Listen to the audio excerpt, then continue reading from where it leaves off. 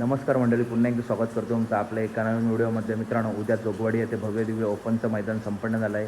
या मैदानात रती महारातील टॉपचे नंदी मित्रांनो आपल्याला 100% दिसणार आहे. तसेच मैदानाचं लाईव्ह प्रक्षेपण आहे STC लाईव्हवरती. तसं मित्रांनो, या मैदानामध्ये एक A1 जोडी, जी जोडी बिंजोडला मुंबईमध्ये पळते, ती कुमार रणधीर पाटील यांचा मथुर आणि लाडू ही A1 जोडी मित्रांनो आपल्याला उद्या पळताना दिसणार आहे. नक्कीच तुफानाचा स्पीड आपल्याला बघायला भेटेल.